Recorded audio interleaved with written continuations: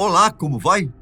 A Bíblia é um dos livros sagrados do mundo que, na verdade, não se trata de uma só obra, mas um aglomerado de escritos elaborados por vários autores, chegando a cerca de 40 deles. É um apanhado de várias histórias contadas em épocas e com pessoas diferentes, que após muito tempo acabou se tornando uma ferramenta de fé, especialmente para os cristãos.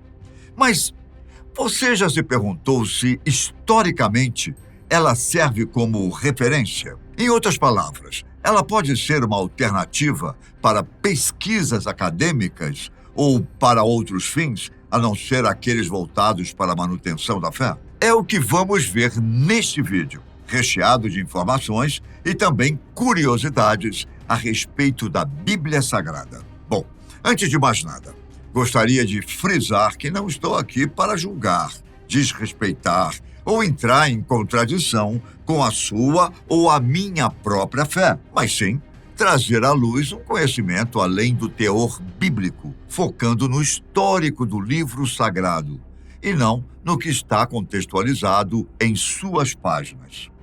Ok? Vamos conhecer alguns dos seus autores e fazer um vínculo com o período, a motivação e por que eles se deram ao trabalho de escrever a mensagem incluída em seus textos. Será que o propósito inicial daqueles autores era transmitir alguma mensagem para os povos futuros?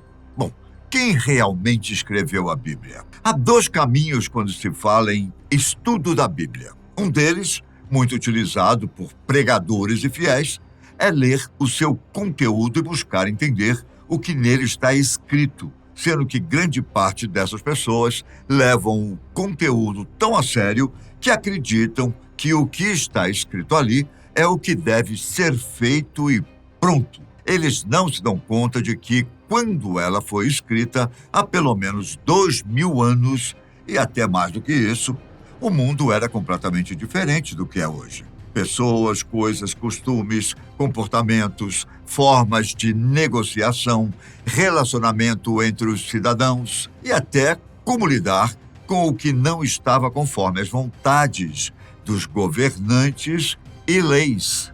Nada disso se compara com o que vivemos hoje em dia. Deve ser bom viver num mundo tão ordenado. Nós vivemos no mesmo mundo, Mateus. Próximo.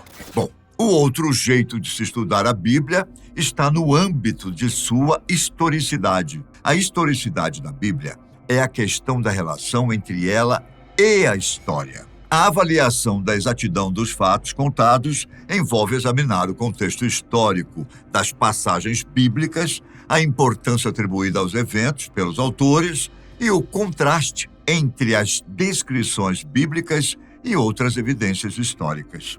E nada melhor do que um olhar do lado de fora para termos uma compreensão do todo e não focada ou limitada a certas partes. Em primeiro lugar, qual é a origem da Bíblia?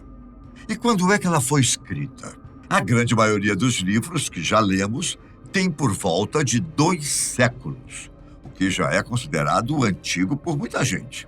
Mas os livros contidos na Bíblia, além de não terem sido escritos por um só autor em uma só época, são realmente bastante antigos, chegando a ter cerca de 2500 anos.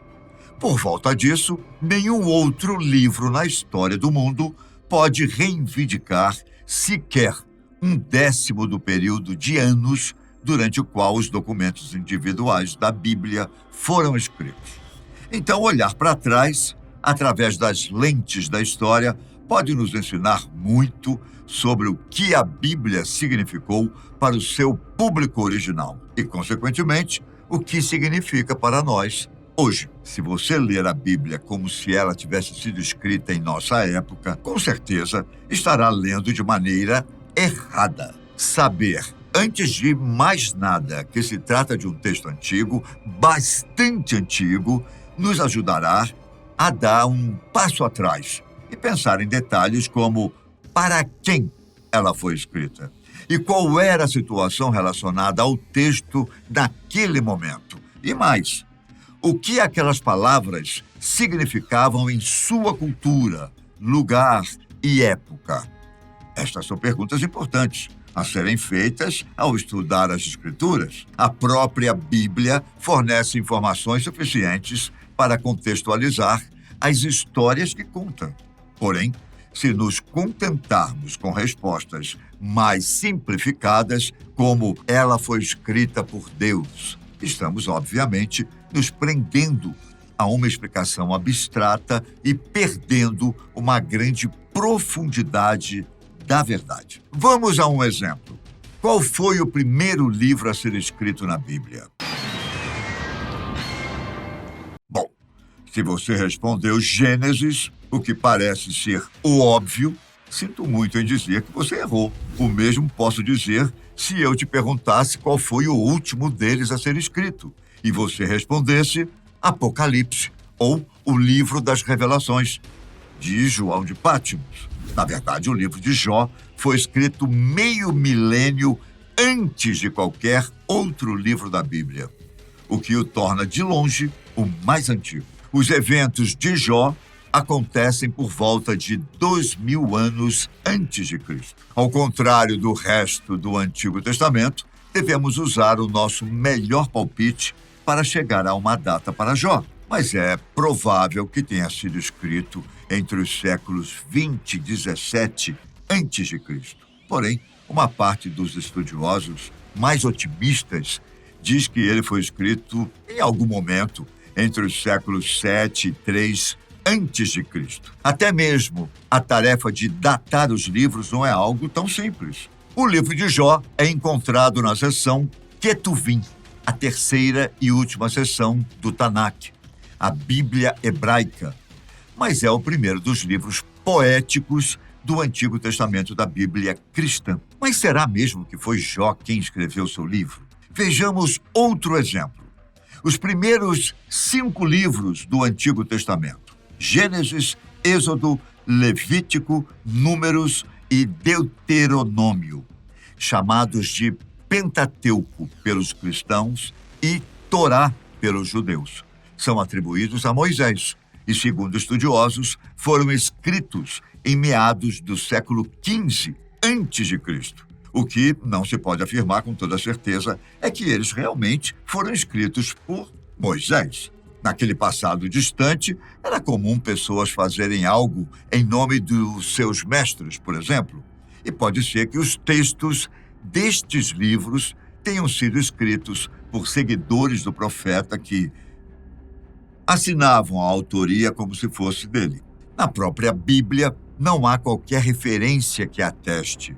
Olhe, esses livros foram escritos por Moisés. As referências mais antigas que colocam Moisés como autor são de Filon de Alexandria, que viveu entre os anos 15 a 45 depois de Cristo, e do historiador Flávio Joséfo, entre os anos de 37 a 100 da nossa era.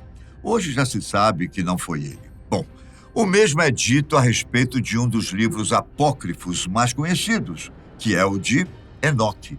Há fortes indícios de que não foi ele quem o escreveu. Muitos ensinamentos daquela época, há de se convir, eram passados de forma vocalizada, ou seja, falada, contada de pai para filho e não registrada em um meio físico, como placas de rochas, papiros e outros meios.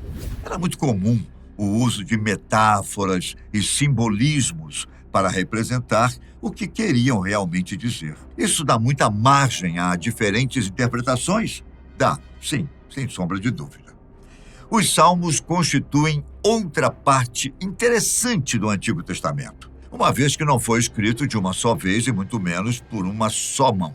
O livro é resultado do trabalho de vários autores que viveram em épocas diferentes. O Salmo de Moisés, Salmo 90, foi escrito durante a vida de Moisés no século XV a.C. A maioria dos salmos foi escrita por Davi, no século XI ou no século X da mesma era. Alguns podem ter sido escritos até o século VI a.C.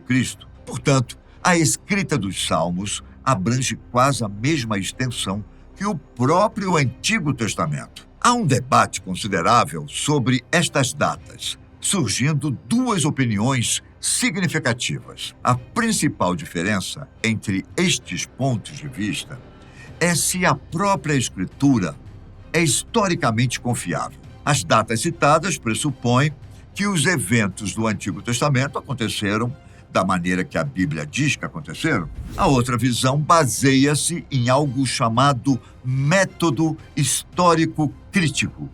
Ele pressupõe que as histórias da Bíblia foram escritas muito depois de terem ocorrido por meio de um processo de coleta e compilação de fontes antigas.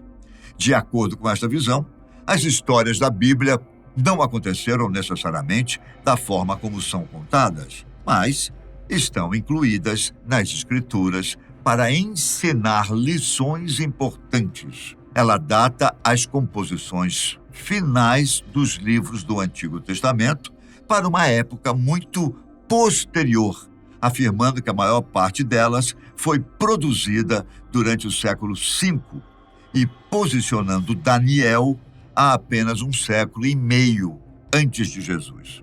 Os últimos livros a serem escritos são conhecidos como os livros pós-exílicos, escritos em meados do século V a.C.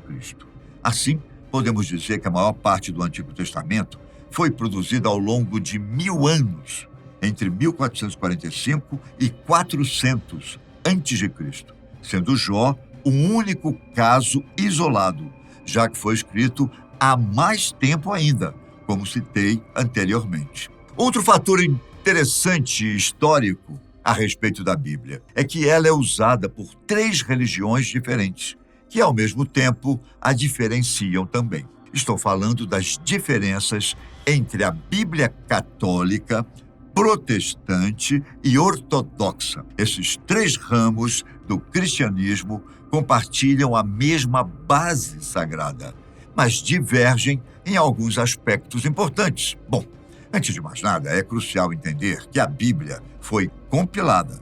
Durante os primeiros 300 anos do cristianismo, não havia um único volume de textos inspirados.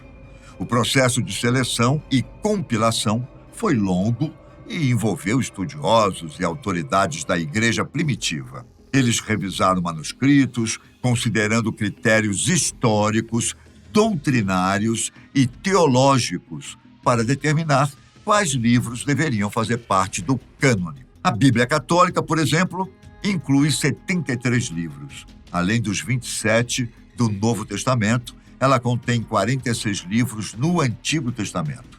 Há 7 livros adicionais que não estão presentes na maioria das Bíblias protestantes. São eles Tobias, Judite, 1º e 2º Macabeus, Sabedoria, Eclesiástico ou Sirácida, Baruque e seções adicionais dos livros de Esther e Daniel, que não aparecem nas Bíblias protestantes. A base principal para o Antigo Testamento na Bíblia Católica é a Septuaginta, uma tradução grega dos textos hebraicos.